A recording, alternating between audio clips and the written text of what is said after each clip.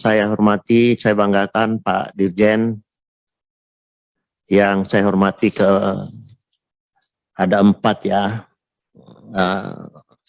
Dirjen Pembiayaan, Dirjen Cipta Karya, Dirjen Perumahan, dan BPWS.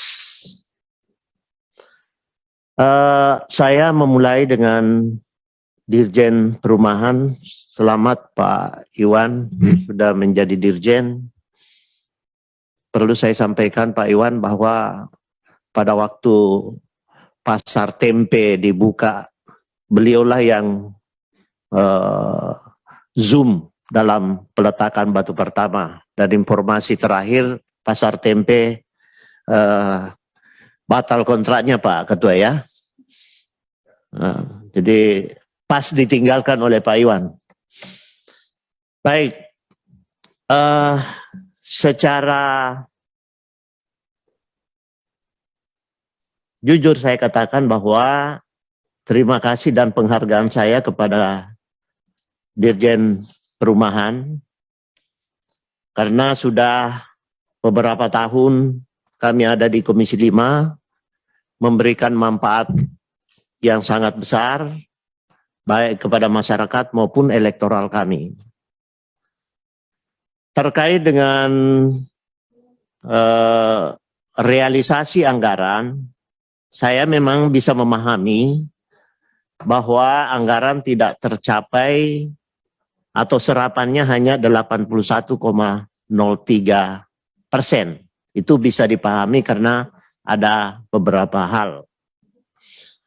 Saya tidak masuk ke situ dan saya hanya menyampaikan apresiasi saya terhadap capaian karena beberapa faktor yang menjadi alasan pembenar dan itu masuk akal. Pak Iwan, saya hanya ada satu menjadi pesan saya, tolong pendamping-pendamping yang direkrut nanti itu diutamakanlah kepada pendamping yang berpengalaman.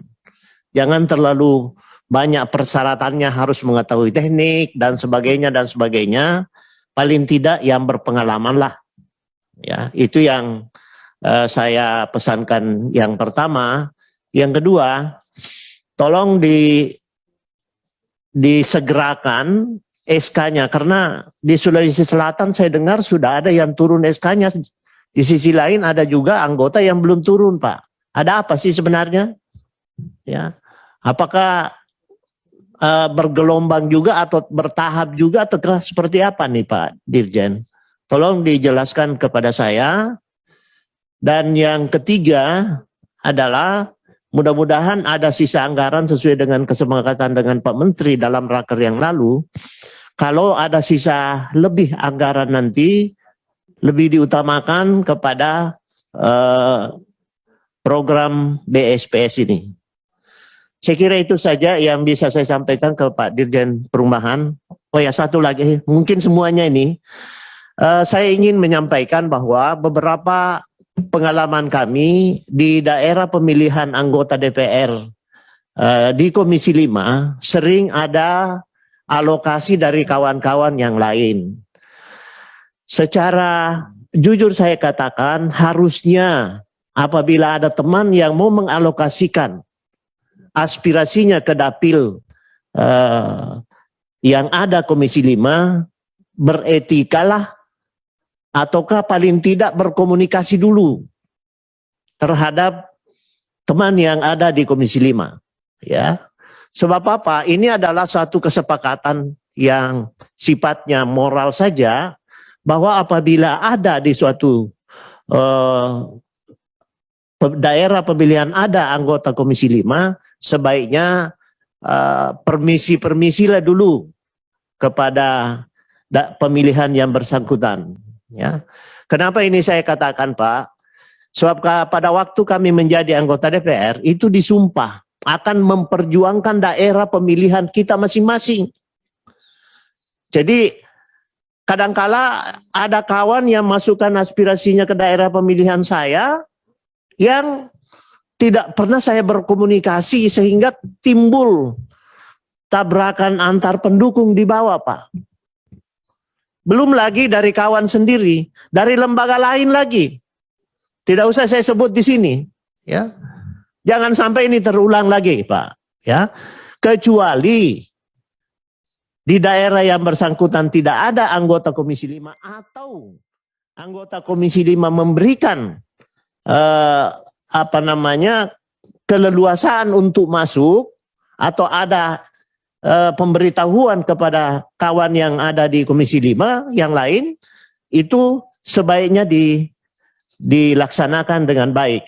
Itu Pak Irwan pesan saya. Terima kasih untuk Direktorat Jenderal Perumahan. Kedua, Dirjen Cipta Karya.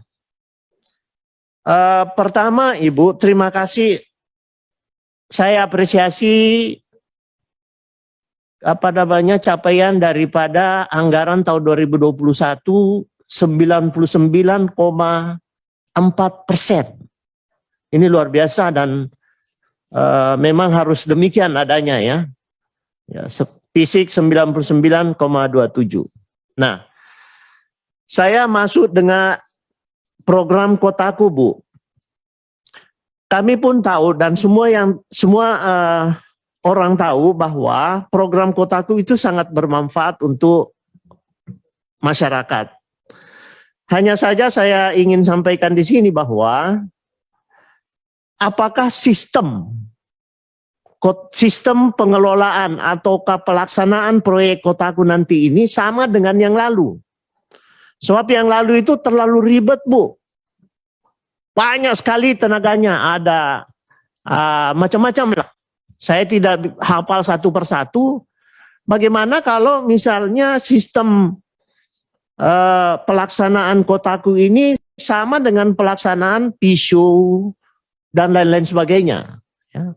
Sebab ada namanya korkot di sana, ada tim leader. Ini semua ini bawaan daripada bantuan Bank Dunia barangkali. Terlalu ribet pelaksanaannya. Oleh karena itu, saya minta pelaksanaannya lebih disederhanakan saja sama dengan program-program yang lainnya. Kedua, saya ingin sampaikan juga bahwa program Pansimas ini seperti apa yang disampaikan Mas Dewo tadi, perlu kita evaluasi. Sebab intinya pelaksanaan Pansimas di sini ada dua hal, ada sumber air dan ada peran dari pemerintah daerah. Yang masalahnya sekarang ini hampir susah ditemukan sumber airnya, bahkan ada kejadian kalau tidak ada sumber air, malah sumber airnya itu dari PDAM. Bayangkan kalau sumber airnya dari PDAM itu, Bu. Berarti tidak menyelesaikan masalah. Ya. Jadi ini yang perlu kita pikirkan dengan baik. Mudah-mudahan Pansimas ini benar-benar lokasi yang ada sumber mata airnya.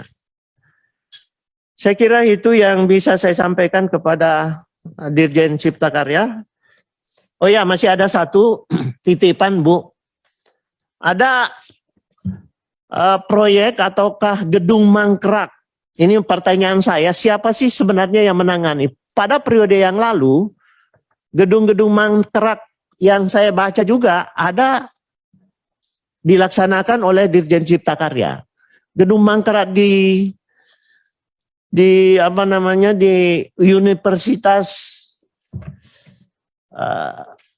Makassar ya, UNEM, Universitas Negeri Makassar ini ada 3 gedung mangkraknya. Dari perguruan tinggi tersebut mengusulkan sudah lama, dari rekomendasi dari Dirjen Pendidikan Tinggi juga sudah ada, sudah diperiksa dan sudah diukur, sampai sekarang tidak ada follow up. Pertanyaannya, kapan atau adakah kemungkinan dari Cipta Karya dapat melaksanakan gedung-gedung mangkrak tersebut? Saya mau kirim proposalnya ini ke Ibu, nanti pada suatu saat saya serahkan atau saya kirim ke kantornya Ibu. Makasih. Yang selanjutnya, Dirjen Pembiayaan. Hanya satu pertanyaan saya kepada Pak Dirjen Pembiayaan. Setahu saya, bahwa FLPP itu dana dari pengelolaan dana oleh FLPP itu sudah diserahkan kepada Tapra. Ya. Mohon tolong diberikan penjelasan kepada kami bagaimana operasionalisasi subsidi bantuan perumahan itu melalui Tapra. Karena bukan langsung lagi dari FLPP. Dulunya kan dikelola oleh FLPP, tapi sekarang diserahkan ke Tapra. Mohon penjelasannya, karena anggarannya ini cukup besar, ya 19,1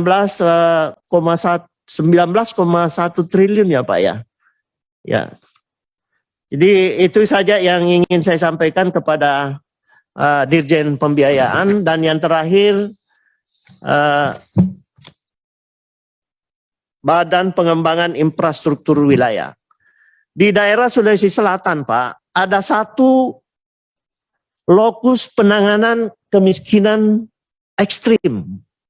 Nah, mohon penjelasan apa yang kira-kira bisa dilakukan di situ, karena memang persoalannya daerah ini yang paling rendah income per kapitanya. Kebetulan itu daerah pemilihan saya, Pak. Nah, kalau saya minta banyak-banyak daerah ini wajar.